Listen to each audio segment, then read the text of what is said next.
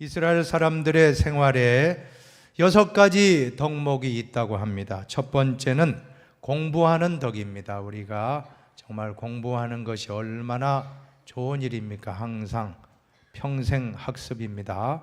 평생 배우는 자세로 사는 것은 덕을 쌓는 것입니다. 두 번째로는 환자를 방문하는 일입니다. 환자를 찾아다니면서 위로하고 용기를 주는 일, 얼마나 덕을 쌓는 일입니까? 세 번째로는 남을 잘 대접하는 것입니다. 내가 가진 물질로 남을 대접하면 부지 중에 천사를 대접하는 것 같은 축복. 아브라함은 나그네를 대접했는데 천사를 대접하는 복을 받게 되었습니다. 네 번째 덕은 자녀에게 율법을 잘 가르치는 것입니다. 하나님 말씀을 우리 자녀에게 잘 가르치는 것보다 더 덕스러운 일은 없을 줄로 믿습니다. 다섯 번째로는 기도하는 것입니다. 우리가 나 자신을 위해서도 기도할 뿐만 아니라 다른 분들을 위해서 기도하는 일, 얼마나 훌륭한 일입니까? 덕을 쌓는 일입니다. 마지막 여섯 번째로 다른 사람의 최선, 즉 베스트를 보는 것입니다. 단점을 보기보다 장점을 보는 것입니다. 자꾸 우리는 남의 단점이 보이게 되면 내가 덕이 부족하구나 생각하시고 단점을 보지 말고 장점을 보고 비판하지 마시기를 축복합니다. 오늘 설교의 주제는 비판하지 맙시다라는 주제입니다. 그런데 비판하지 말라는 말씀을 잘못 해석하면 안 된다는 것입니다. 비판하지 말라고 하니까 생각도 하지 말고 분별도 하지 말고 그냥 무조건 수용하라. 그것은 성경을 바르게 해석하는 것이 아닙니다. 우리의 생각을 활용해서 무엇이 옳고 그른가 잘 분별하는 건전한 비판 정신은 얼마나 우리에게 필요합니까? 이것을 어떻게 알 수 있습니까? 우리는 성경 볼 때 그냥 보시면 안 됩니다. 성경의 문맥으로 장과 절의 구분은 후대의 사람들이 붙인 것이고 하나님 말씀의 장절은 원래는 없었습니다. 장절은 필요에 의해 가지고 후대에 장과 절이 붙여졌다는 것을 보시면 항상 성경 볼 때 한 절 떼어서 보지 마시고 앞뒤 문맥을 통해서 보시면 이 말씀이 어떤 의미인가 우리가 깨달아 알 수가 있습니다. 이단의 특징이 무엇입니까? 이단은 성경의 문맥을 무시하고 제멋대로 코에 걸면 코걸이, 귀에 걸면 귀걸이식으로 아전인수격으로 해석하는 것이 이단의 특징입니다. 우리는 성경 말씀을 한 절로 보지 말고 전체로 보고 장으로 보고 또 마태복음 전체로 보고 요한복음 신약의 복음서로 보고 나중에 구약과 같이 보고 이것이 건전한 성경을 보는 관점이라고 할 때에 오늘 마태복음 7장에서 강조하는 것이 분별력을 요구하는 말씀이 뒤따라 나온다는 것입니다. 먼저 13절 이하를 보면 좁은 문으로 들어가라는 것이며 좁은 문으로 들어가라. 넓은 문이 있으면 좁은 문이 있고 이것은 우리가 판단하고 분별해야 될 것입니다. 그 다음에 또 다음 구절을 보면 거짓 선지자와 참 선지자가 있음을 분별하라고 말씀하십니다. 그리고 마지막에 보면 모래 위에 지은 어리석은 자와 반석 위에 집을 지은 지혜로운 자의 모습을 분별하라. 오늘 이 말씀은 이해력과 분별력을 가지라는 말씀이구나. 그런데 우리가 그냥 비판하지 말라고 하니까 맹목적으로 맹신하라 이게 아닙니다. 여러분, 신앙은 맹목적으로 믿으면 안 됩니다. 어떤 분은 보니까 덮어놓고 믿으면 되지 왜 자꾸 따지느냐 하는데 그러지 마십시오. 우리는 생각도 하면서 이것이 과연 그러한가? 마치 베레와 사도행전에 나오는 베레와 성도와 같은 모습으로 이것이 그러한가? 분별하면서 말씀을 보지 않으면 이 말세지말에 이단 사이비에게 우리는 미혹받을 수밖에 없습니다. 사랑하는 여러분, 덮어놓고 믿지 말고 성경을 펼쳐놓고 믿으시기 바랍니다. 펼쳐놓고 믿어야 돼요. 덮어놓고 믿으면 큰일 납니다. 잘못되면 이단에 빠지는 것입니다. 하나님이 오늘 우리에게 비판하지 말라 말씀하신 것은 아무 생각도 하지 말고 분별도 하지 말고 무조건 맹목적으로 수용하면 되지 왜 따지느냐, 그런 차원이 아니라는 것입니다. 건전한 비판 정신조차 부정하는 말씀이 아닌 줄로 믿습니다. 인류 역사는 건전한 비판 정신으로 발전해 왔음을 알아야 합니다. 그러면 오늘 본문에서 비판하지 말라는 이 말씀의 뜻이 무엇인가? 이 비판이라는 단어를 헬라어로 보면 크리네테라고 되어 있는데, 이것은 재판관이 재판석에 앉아서 재판하는 용어를 의미한다는 것입니다. 재판관이 마지막에 재판석에서 돌이킬 수 없는 완벽한 최후의 마지막, 피고인은 10년형에 언도합니다. 15년형, 20년 무기징역에 언도합니다. 피고인은 사형입니다. 자, 이러한 행위를 하지 말라라고 하는 것입니다. 그렇게 할 분은 하나님밖에 없어요. 우리 인간이 누구를 심판할 수 있겠습니까? 영어 성경으로 보면 do not judge라고 되어 있어요. judge라고 하는 것은 심판하는 거 아닙니까? 우리말 성경으로도 한번 본문을 읽어봅시다. 너희가 심판받지 아니하려거든 심판하지 말라. 세 번역도 보세요. 남을 심판하지 말라. 그래야면 하나님도 너희를 심판하시지 않을 것이다. 심판하다. 번역이 잘 된 것 같아요. 비판하다 하니까 비판 정신, 건전한 비판 정신도 없이 맹목적으로 수용하려는 말인가? 그게 아닙니다. 오늘 이 단어의 뜻은 헬라어를 보면 크리네테, 매라는 것을 하지 말라. 부정어예요. 헬라어. 크리네테 한번 읽어봅시다. 크리네테. 이것은 재판관이 재판석에 앉아서 이 사람 몇 년형, 이 사람 무기징역, 이 사람 사형, 자, 이러한 재판, 심판을 하지 말라 하는 거. 세번역 성경과 영어 성경과 우리말 성경에는 비판이 아니고 심판이라고 번역하니까 훨씬 더 여러분에게 와닿은 줄로 믿습니다. 여러분, 왜 우리가 다른 사람을 함부로 심판해서는 안 되는 이유, 왜 우리가 다른 사람을 함부로 비판해서는 안 되는, 먼저 그 이유를 생각해 보면 두 가지 정도 생각할 수 있는데, 첫 번째는 우리가 다른 사람을 정확하게 다 알지 못한다는 것이 이유입니다. 우리가 하나님이 아니지 않습니까?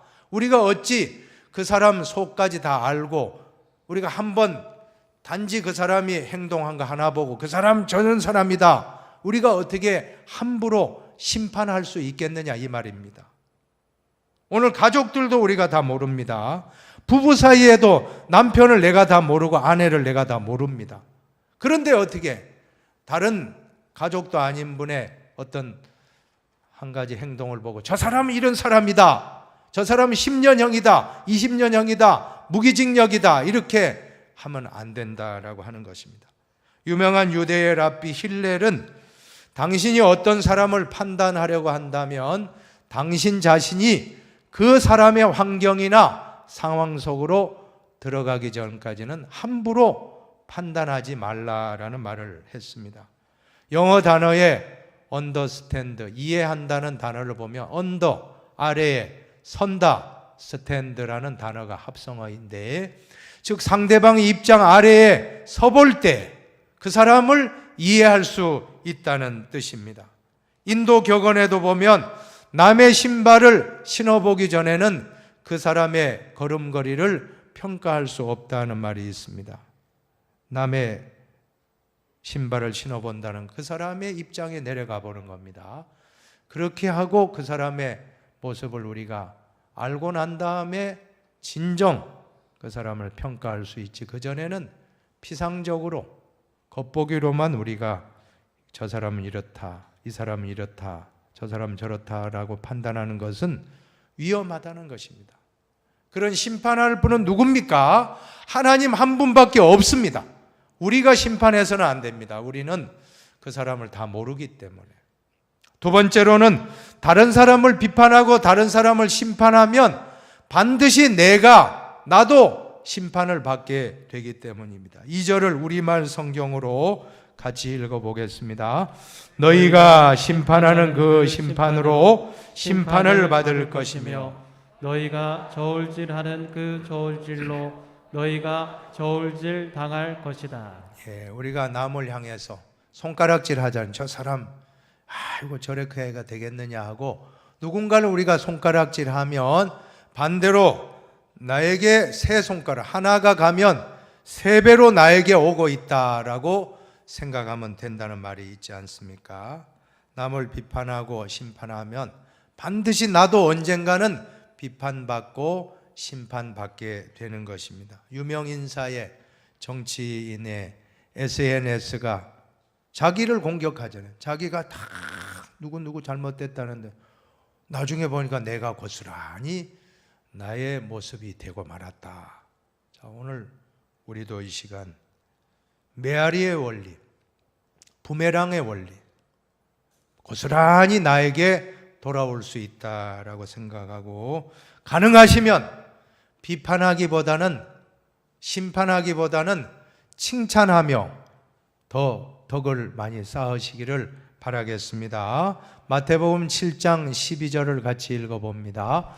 그러므로 무엇이든지 남에게 대접을 받고자 하는 대로 너희도 남을 대접하라. 이것이 율법이요 선지자니라. 이 말씀은 예수님의 말씀인데 성경의 참 대표적인 황금의 법칙, 그래서 황금률이라 그래요. 성경 해석가들은 마태복음 7장 12절을 골든 룰, 법칙이 얼마나 좋으면 황금의 법칙이라고 말씀을 했겠습니까? 최고의 법.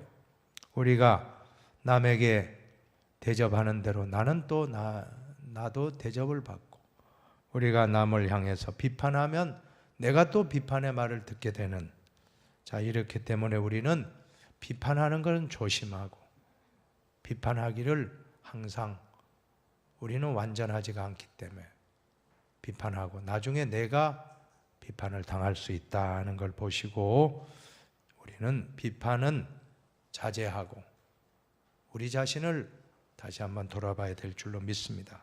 그래서 비판의 문제를 극복하기 위한 첫 번째가 바로 그것입니다.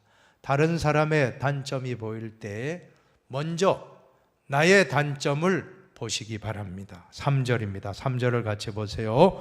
어찌하여 형제의 눈 속에 있는 티는 보고 내 눈 속에 있는 들보는 깨닫지 못하느냐. 오늘 이 말씀도 역시 예수님의 말씀인데 남의 눈 속에 있는 티는 보는데 내 눈 속에 있는 들보, 여러분 들보가 무엇입니까? 들보는 옛날에 집을 지을 때 큰 천정에 대들보라고 하잖아요. 큰 아주 통나무 큰 대들보를 올려서 그 집을 짓게 되는데 이거 무조건 이것은 과장법입니다. 이게 가능합니까? 내 눈에 티는 있는 건 알겠지만 대들보가 어떻게 내 눈에 들어와요? 그런데 이것은 예수님의 비유법입니다. 우리가 남을 향해서 비난하지만 나에게는 더 나쁜 게 있다는 겁니다. 내 눈에는 대들보가 있다는 걸 알라는 것입니다. 이런 재미난 이야기가 있습니다. 우리 모든 사람은 두 개의 자루를 들고 다니는데 하나는 앞에 걸고 하나는 뒤에 매달고 있는데 앞에는 다른 사람의 허물을 집어넣고 뒤에는 나 자신의 허물을 집어넣다 보니까 어떻습니까? 앞에 있는 건 잘 보이는데 뒤에 있는 자루에서 내 허물은 잘 보지 못한다는 것입니다.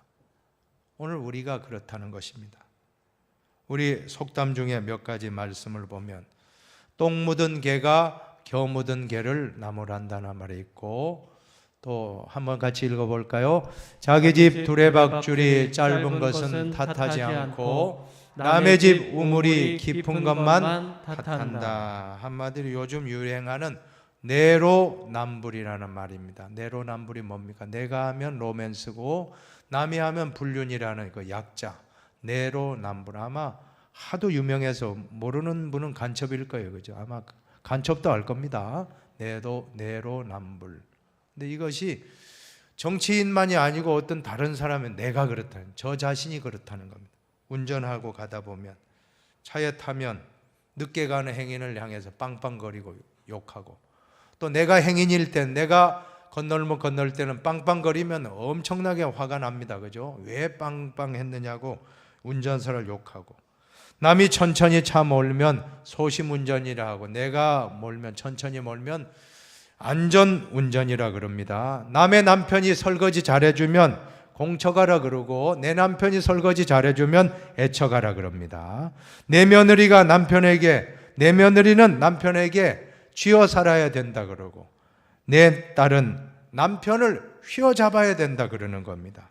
남의 자식이 어른에게 대들면 야, 버릇없다고 막 어떻게 저럴 수 있냐 그러고, 내 자식이 어른들에게 대들면 워낙 자기 주장이 뚜렷한 아이라고 또 이렇게 하는 거예요. 여러분, 사위가 처가에 자주 오는 건 당연하고, 내 아들이 처가에 자주 가면 줏대 없는 놈이라고 또 야단치는 거예요. 이 모든 것이 다 내 입장만 생각하고 상대방의 입장에 서지 않는 이 모습. 그런데 성경은 우리를 성찰하라고, 누가 나쁜 일이 있으면 그 사람 지적하기에 앞서서 나를 성찰하라고 말합니다.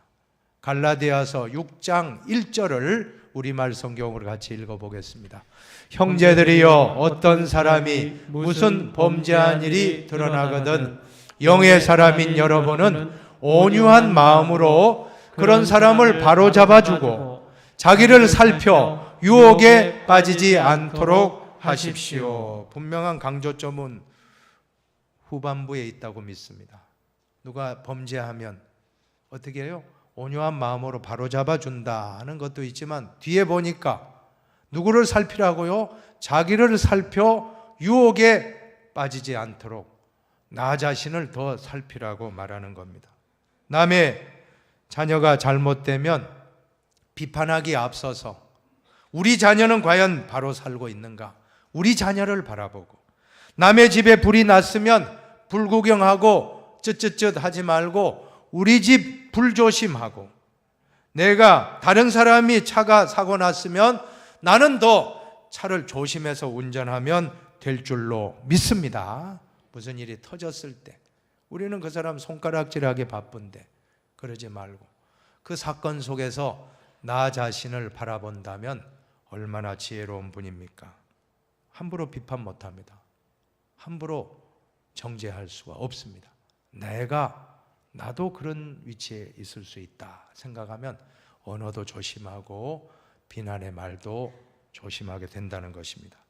두 번째로는 다른 사람의 단점을 보고 비판하지 말고 장점을 보고 칭찬하는 인생을 살아갑시다. 이 역시도 예수님의 말씀입니다. 예수님이 요한복음 1장 42절에 데리고 예수께로 오니, 같이 읽어볼까요? 예수께서 보시고 이르시되 내가 요한의 아들 시몬이니 장차 게바라 하리라 하시니라. 게바는 번역하면 베드로라. 안드레라고 하는 예수님 제자가 예수님 믿고 이제는 그 형님 시몬이라고 하는 형을 전도해 왔습니다. 그때 예수님이 그 시몬은 갈대라는 뜻이거든요. 갈대와 같이 아주 약하고 볼품없는 사람이 시몬인데, 그 시몬에게 뭐라고 했냐면, 한번 해보세요. 장차 게바라 하리라. 장차 게바라 하리라. 장차 게바라 하리라. 장차 게바라 하리라. 게바라는 뜻은 아람어로 반석이라는 뜻입니다. 헬라어로는 페트로스, 베드로가 바로 아람어로는 게바이니까 게바, 베드로 같은 뜻이거든요. 같은 그런 단어입니다. 하나는 아람어고 하나는 헬라어입니다. 시몬을, 그 변덕심하고 혈기 많고 참 부족한 사람을 장차 게바라하리라, 이 한마디에 정말 전도해온 안드레보다도 나중 믿은 베드로가 수제자가 되는 거예요. 수제자가. 이 한마디. 사랑하는 여러분, 우리 부모님들의 한마디가 얼마나 중요합니까? 우리 자녀들의 미래를 좌우할 수 있다는 것을 아시고 절대로 부정적인 말 하지 말고 장차 개발하리라, 장차 훌륭한 인물이 된다라고 선포하시기를 바랍니다. 너희 말이 내 귀에 들린 대로 내가 너에게 행하주겠다. 하나님은 우리가 말한 대로 해주신다라고 말씀하셨기 때문에 우리 자녀의 현재의 모습을 보면서 아이고 너는 걸렀어, 너는 빌어먹을 놈이야, 큰일 납니다. 절대 그런 말이야. 연병한다고 하지 말고, 그러면 코로나 걸려요. 코로나 걸리면 큰일 나요. 절대 연병한다고 하지 말고, 너는 축복받을 사람이야, 왜 그러니, 너 정신 차리고, 너는 축복받을 아이인데 왜 이래, 축복받을 아이인 거 엄마 아빠가 안다. 너는 축복받을 아이야. 한번 해봅시다. 축복받을 아들아, 축복받을 아들아, 축복받을 딸아, 축복받을 딸아, 바르게 살자. 바르게 살자. 그렇게 축복하셔야지. 연병할 뭐 이러면 큰일 납니다. 뭐 빌어먹을, 큰일 나요, 큰일 나요. 절대 그런 말 하지 말고 축복받을 놈아, 축복받을 아들아, 딸아 하면서 우리는 축복합시다. 또 한 구절 나오는데, 이번에는 빌립이 나다나엘이라는 친구에게 가서 내가 메시아 만났어, 정말 오늘 예수님을 만났는데 구세주다. 그때 나다나엘이 부인했습니다. 나사렛에서 무슨 선한 것이 나겠느냐. 자, 그때 하신 말씀입니다. 한번 요한복음 1장 47절 한번 읽어봅시다. 예수께서 나다나엘이 자기에게 오는 것을 보시고 그를 가리켜 이르시되 보라, 이는 참으로 이스라엘 사람이라, 그 속에 간사한 것이 없도다. 빌립이 나다나엘에게 예수 소개했을 때 뭐라고 했습니까? 아까 제가 말씀드렸잖아요. 나사렛에서 무슨 선한 것이 날 수 있느냐? 그 사람 메시아 아니야 하고 막 한마디로 이 나다나엘이란 사람의 단점은 뭡니까? 단점을 보면 정말 까칠해요. 까칠해요. 좀 들지, 그 친구가 말하면 좀 들어주지. 나사렛에서 메시아 안 난다. 까칠합니다. 까칠한데 예수님은 저놈 참 까칠하다 이렇게 말 안 하고 뭐라고 했습니까? 예수님이 그 속에 간사한 것이 없도다. 까칠하다고 하지 않고 오히려 간사한 것이 없는 참된 이스라엘 사람이다. 나다나엘은 정말 정직한 사람이고 간사하지 않고 참 정직한 이스라엘 사람이다 라고 하니까 그냥 녹아진 겁니다. 그 한마디 말에 나다나엘이 예수님의 제자가 돼요. 바돌로메라는 사람하고 같은 인물입니다. 바돌로메, 나다나엘 같은 빌립의 친구거든요. 제자가 돼요. 나중에 순교합니다. 복음 전하다 순교합니다. 여러분, 오늘 우리가 인간관계를 맺을 때에도 마찬가지 원리인 줄로 믿으시기 바랍니다. 단점이 없는 사람 한 사람도 없어요. 여러분이 저를 볼 때 단점만 봤다면 제가 어떻게 이렇게 설교할 수 있겠습니까? 여러분이 덮어주고 감싸주고 좋은 점만 봐주니까 제가 17년 동안 흰돌교회 사역하는 줄로 믿으시기 바랍니다. 단점보다 장점을 보아주시니까 제가 이 자리에 있는 겁니다. 여러분, 또 반면에 아무리 단점이 많은 사람도 한 가지는 장점이 있다 생각하고 그 사람의 단점을 보고 실망하고 비판하지 말고 그 사람의 장점을 보고 오늘부터 칭찬하고 배우시기 바랍니다. 반드시 한 가지는 장점이 다 있습니다. 이것을 대인관계에 한번 적용해 보면 여러분 대인관계에 성공할 거예요. 옆 사람에게 한번 해봅시다. 당신의 장점을 잘 배우겠습니다. 당신의 장점을 잘 배우겠습니다. 잘 가르쳐 주세요. 잘 가르쳐 주세요. 그러면 여러분은 정말 매일매일 배우는 겁니다.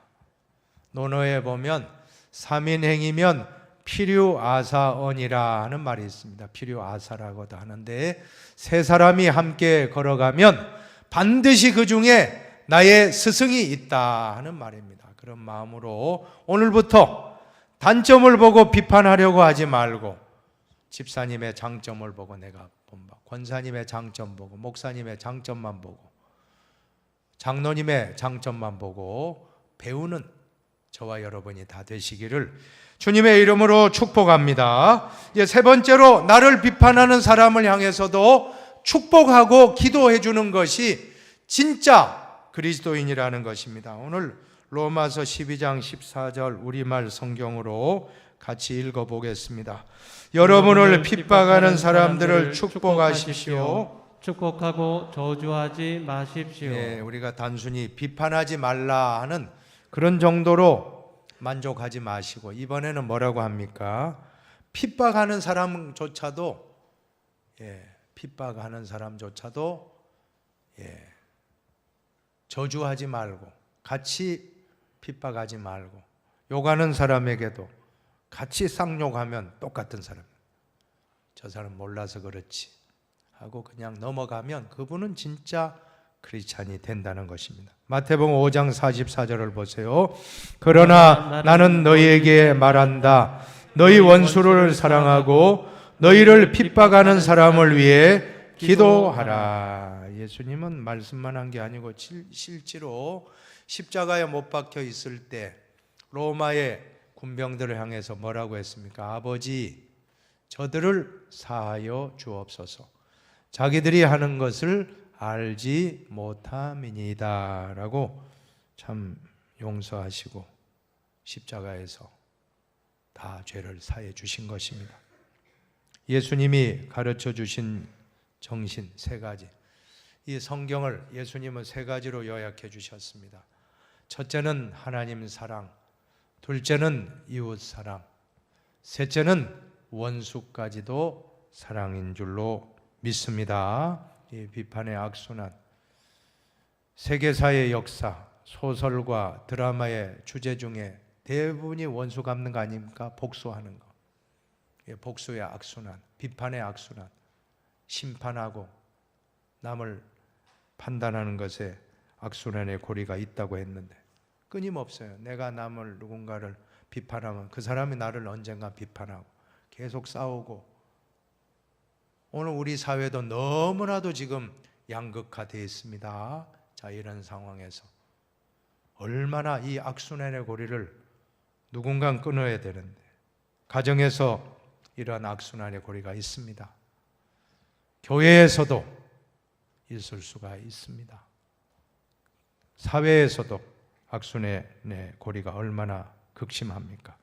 누가 끊을 수 있습니까? 다른 사람이 아니라 그리스도인은 끊을 수 있다는 것입니다. 내 안에 계신, 내 속에 예수님이 계실 때 원수도 사랑하고 핍박자를 위해 기도하면 악순환이 끊어집니다. 내가 미워하고 저놈 내 아들 한번 보자, 몇 배로 갚아주겠다, 그러면 끊어지지 않습니다. 내 마음에 예수님 계시면 된다는 것입니다. 소극적으로는 비판하지 말라. 더 적극적인 말씀은 비판하는 사람도 품어주라. 그 사람까지도 축복해주라. 인간적으로는 불가능합니다. 그러나 내 안에 예수님이 계시면, 예수의 마음을 품으면 복수하지 않습니다. 저주하지 않습니다. 축복으로 갚아주고, 축복은 바로 비판의 순환을, 악순환을 끊는 가장 좋은 방법입니다. 이제 말씀을 정리합시다. 오늘 세 가지 비판의 문제를 어떻게 극복할 수 있습니까? 남의 단점이 보입니까? 그러면 비판하기보다 먼저 나 자신을 봅시다. 나의 단점을 봅시다. 두 번째로는 상대의 단점을 보고 비판하지 말고 장점을 보고 칭찬을 많이 합시다. 마지막은 읽고 마칩니다. 상대방이 나를 비판할지라도 나는 예수의 마음을 품고 상대방을 축복하고 기도합시다. 기도하겠습니다.